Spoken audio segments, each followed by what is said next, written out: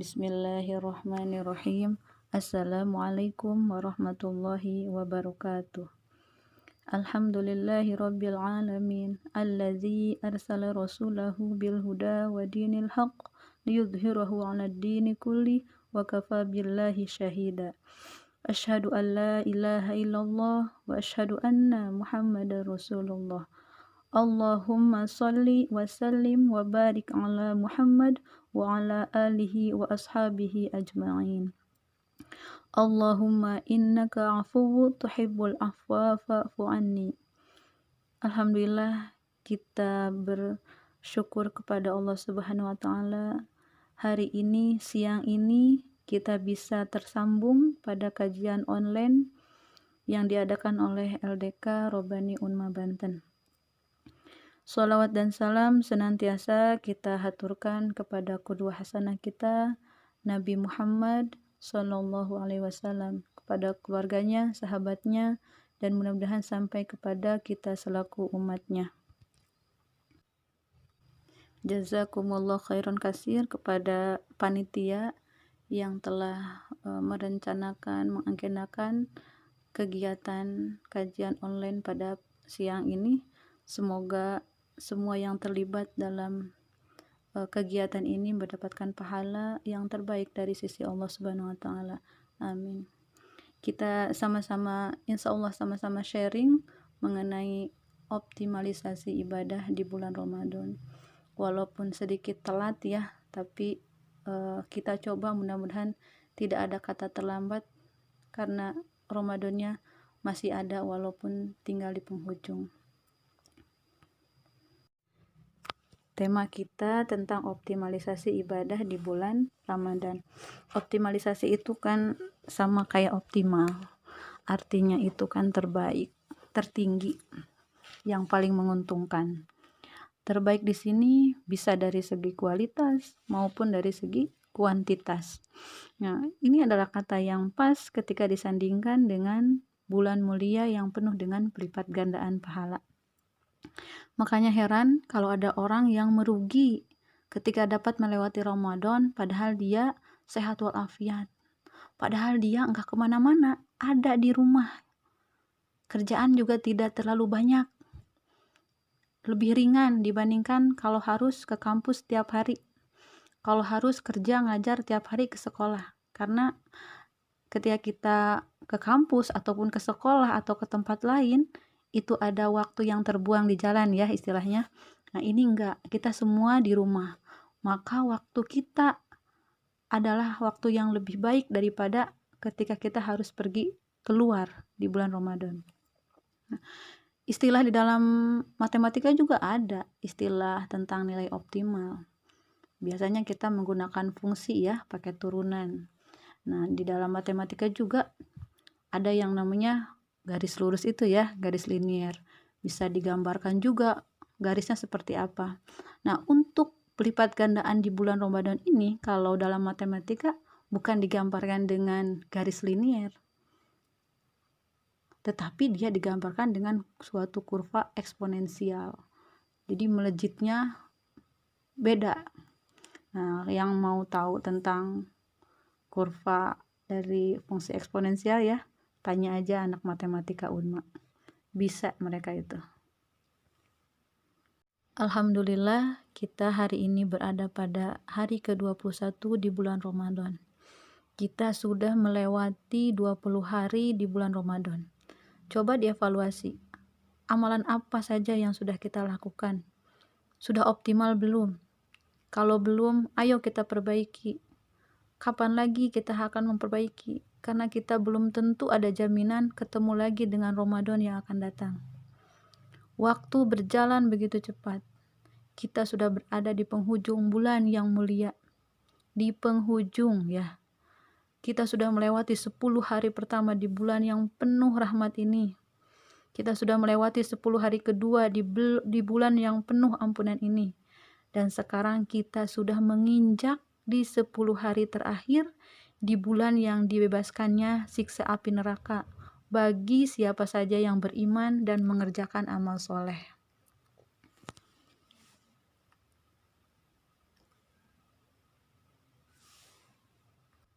Sadarlah wahai diri, bulan mulia ini akan segera berlalu. Apakah kau akan tetap bersantai-santai saja tanpa mendapatkan apa-apa dari kemuliaannya? Menjadi orang-orang yang merugi. Tuntaskan semuanya di sini, saat ini.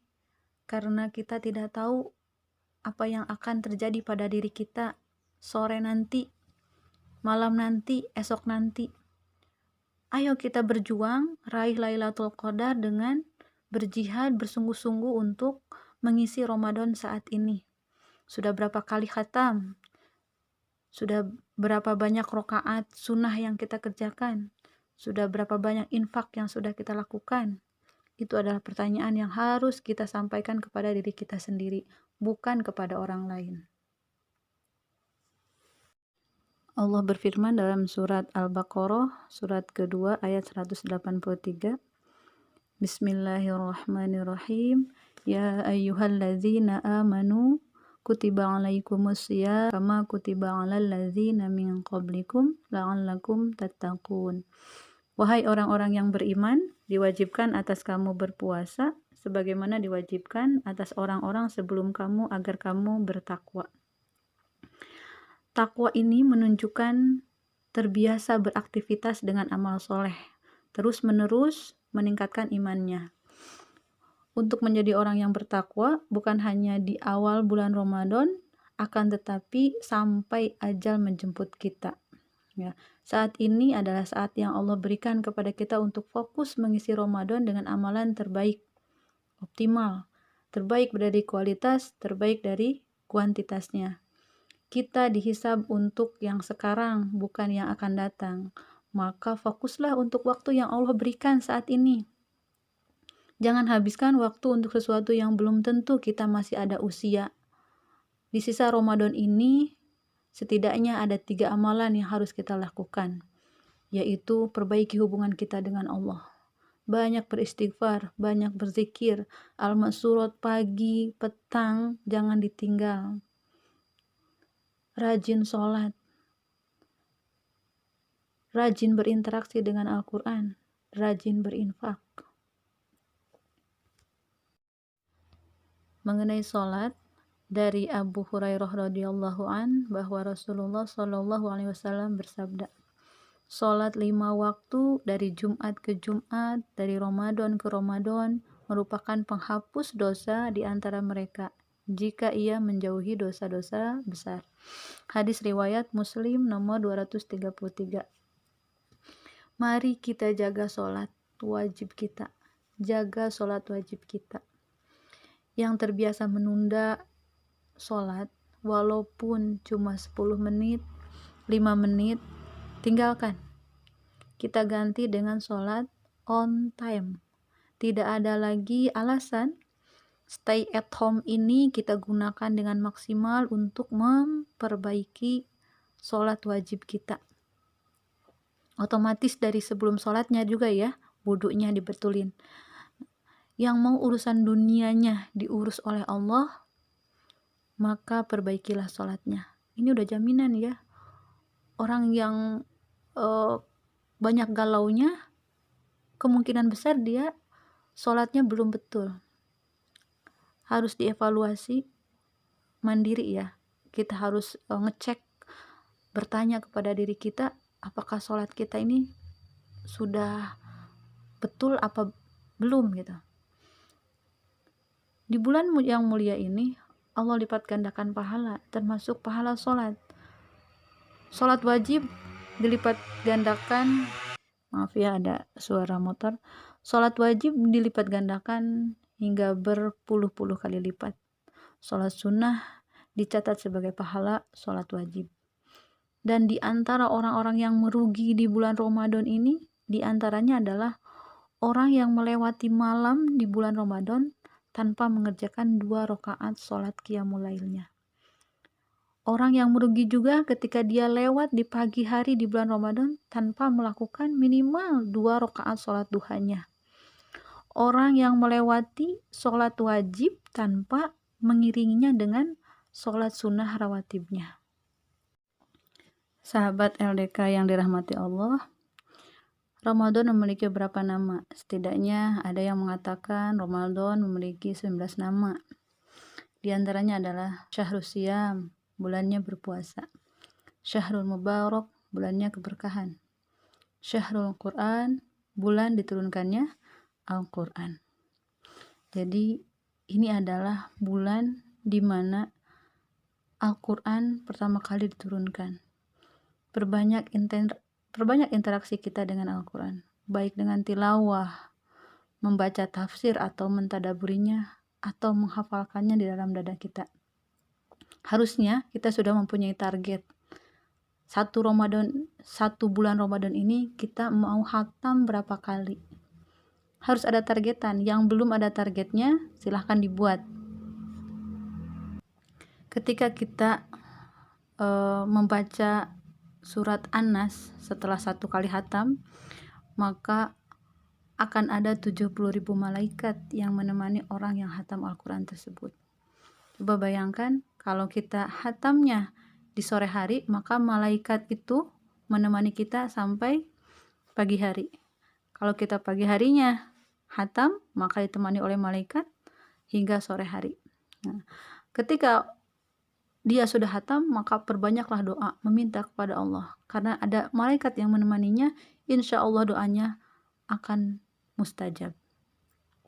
Para ulama berlomba-lomba memperbanyak khatam Al-Quran. Jadi jangan pernah berlindung pada amal unggulan. Misalnya gini, saya jarang tilawah, kan saya sudah sedekah. Saya jarang tilawah, kan saya dakwah, rapat di LDK gitu ya. Saya jarang tilawah, kan saya sibuk di rumah bantuin orang tua. Saya jarang tilawah, kan saya kejar nafkah dan sebagainya. Saya jarang tilawah, kan saya banyak tugas kuliah, ini juga ibadah. Wah, banyak sekali alasan. Allah, kita harus beristighfar. Ini Ramadan. Usman saja menghatamkan Al-Quran itu hampir tiap hari. Di tengah dahsyatnya ia bersedekah. Khalid bin Walid menangis di depan mushaf karena dia sibuk berjihad sehingga tidak bisa berinteraksi dengan Al-Quran seperti para sahabat yang lainnya. Padahal dia khatam juga berkali-kali. Imam Syafi'i khatam 60 kali selama Ramadan. Artinya apa? Sehari beliau khatam 2 kali. Jadi malaikat itu terus menemani beliau sepanjang bulan Ramadan itu. Apakah mereka tidak mempunyai amal unggulan? Oh, amalan mereka itu sangat banyak. Kita evaluasi lagi ya. Siapa yang belum khatam, ini sudah hari ke-21 tapi belum khatam, segera ditargetkan di sisa Ramadan ini 9 hari ke depan, seharinya bisa sampai 3 juz atau lebih biar khatam. Nah, hentikan segala alasannya, karena alasan akan ada aja kalau kita buat. Raih 2 kenikmatan, nikmat Ramadan dan nikmat Al-Quran. Biarlah Allah yang mengurus urusan dunia kita. Allah yang mudahkan, Allah yang berkahkan. Kita fokus pada ibadah Ramadan kita. Kita fokus kepada Allah. Cukup Allah saja dalam hati kita. Jangan mikirin lagi baju lebaran atau yang lainnya ya. Karena itu harusnya sudah beres sebelum Ramadan. Kita harus mempersiapkan bagaimana kita menyongsong Lailatul Qadar. Sahabat LDK yang dirahmati Allah, amalan yang harus kita optimalkan selain sholat, berinteraksi dengan Al-Quran adalah berinfak. Infak adalah mengeluarkan sebagian dari harta atau pendapatan untuk satu kepentingan yang diperintahkan oleh agama kita. Infak merupakan wujud kepedulian kita kepada sesama manusia. Berinfak di bulan Ramadan tentunya mendapatkan pahala yang berbeda dibandingkan dengan bulan-bulan selain bulan Ramadan. Maka mumpung ini masih ada Ramadannya, kita berusaha setiap hari itu berinfak. Karena di dalam di 10 hari terakhir ini terdapat malam Al-Qadar, di mana Allah muliakan lebih dari 1000 bulan, sebaiknya kita mempunyai infak tiap malam itu. Karena kita tidak tahu jatuhnya Al-Qadar itu pada malam keberapa, maka kita berusaha untuk selalu berinfak pada malam-malam ganjil misalnya. Biar apa? Ketika misalkan kita berinfak di malam itu dan itu adalah malam Al-Qadar, maka pahalanya dilipat gandakan lebih baik daripada 1000 bulan. Allah berfirman dalam surat Al-Hadid, surat ke-57 ayat 18, sesungguhnya orang-orang yang bersedekah baik laki-laki maupun perempuan dan meminjamkan kepada Allah dengan pinjaman yang baik, akan dilipat gandakan balasannya bagi mereka dan mereka akan mendapat pahala yang mulia. Masya Allah. Jadi sudah jaminan bahwa ketika kita berinfak akan mendapatkan balasan yang berlipat-lipat. Selain itu, kita juga kalau rajin berinfak akan disediakan pintu surga khusus dari pintu berinfak atau pintu sedekah. Kalau yang rajin puasa sunnahnya kan ya, ada pintu dari puasanya, pintu Ar-Rayyan. Kemudian ada juga hadis riwayat Tirmizi, sedekah itu dapat menghapus dosa sebagaimana air memadamkan api. Masya Allah ya. Jadi mari kita sempurnakan rangkaian ibadah Ramadan kita dengan rajin berinfak setiap hari kalau bisa ya. Ada orang-orang yang mereka infaknya itu dengan memberikan nasi bungkus tiap Jumat rutin. Kenapa harus tiap Jumat? Karena Jumat itu adalah hari istimewa dari hari-hari yang lainnya. Kenapa kita harus lebih mengutamakan Ramadan? Karena Ramadan itu istimewa dibandingkan dengan bulan-bulan lainnya. Apalagi ketemu besok Jumat dan di bulan Ramadan. Masya Allah. Jadi kita harus berlatih. Walaupun masih menjadi mahasiswa, belum mempunyai pendapatan, nggak ada masalah kan? Kita sisihkan uang pulsa, kita sisihkan uang kosmetik gitu ya. Untuk apa? Untuk bersedekah, untuk berinfak. Karena Allah yang akan memberikan balasan kepada siapa saja hamba-hambanya yang peduli terhadap hamba-hamba Allah yang lainnya. Sahabat LDK yang dirahmati Allah, semoga kita semakin bersemangat mengisi hari-hari di penghujung Ramadan ini. Bukan semakin kendor ya. Orang yang mengisi Ramadan dengan memuliakannya, menghormatinya, insya Allah, Allah akan berikan rezekinya yang berlimpah. Ini adalah pilihan. Kualitas biasa aja atau mau kualitas yang paling baik mengisi Ramadan ini. Itu adalah pilihan kita sendiri. Apakah kita mau menghormati mengisi Ramadan dengan segala amal soleh kita, ataukah kita melalaikannya? Jangan sampai Allah angkat keberkahan bulan Ramadan ini dari kita karena kita melalaikannya. Jangan sampai Allah tahan rezeki kita di 11 bulan berikutnya gara-gara kita melalaikan 1 bulan istimewanya. Selalulah meminta Allah membersamai segala aktivitas kita, segala aktivitas amal ibadah kita. Ketika kita berniat ingin bangun malam, kita berdoa dalam hati, ya Allah, saya ingin bermunajat padamu malam ini. Ringankanlah ya Allah untuk bangunnya, untuk melaksanakannya. Temani hamba ya Allah. Temani hamba ya Allah, temani hamba, bangunkan hamba ya Allah, berikan kenikmatan dalam segala amal ibadah hamba. Begitu juga ketika kita ingin membaca Al-Quran, kita niat, nanti kalau sudah jam habis sholat duha, saya kayaknya mau tilawah sejuz. Di saat itulah kita libatkan Allah lagi dalam niat kita. Ya Allah, hamba berniat ingin tilawah, mudahkan ya Allah, agar hamba bisa menyelesaikannya, hamba bisa meresapinya, dan izinkan ya Allah setiap hurufnya itu menjadi sebagai ladang amal hamba di yaumil akhir kelak. Itu juga ketika kita berniat untuk sedekah ya, kadang kita niat ingin sedekah tetapi pas waktunya diundur lagi, nggak jadi. Makanya kita libatkan Allah dalam niat awal kita. Ya Allah, hamba ingin bersedekah ya Allah, izinkan hamba ya Allah untuk bersedekah ke fulan atau fulana sebesar ini di bulan Ramadan ini. Jadi selalulah libatkan Allah dalam niatan baik kita sebelum nantinya amal itu kita realisasikan. Dan ketika amal itu kita realisasikan, itu pun harus tetap melibatkan Allah. Ya Allah, hamba akan melakukan ini. Temani hamba ya Allah. Dengan seperti itu, dengan membiasakan kita ngobrol dalam batin kita dengan Allah, insya Allah kita akan merasa bahwa kita selalu ditemani oleh Allah. Kita merasa dekat dengan Allah. Ada apa-apa, ya Allah, hamba lagi sedih ya Allah, nilainya matematikanya dapat C misalkan gitu ya. Ya Allah, temani hamba lagi ya Allah dalam belajarnya, misalnya seperti itu.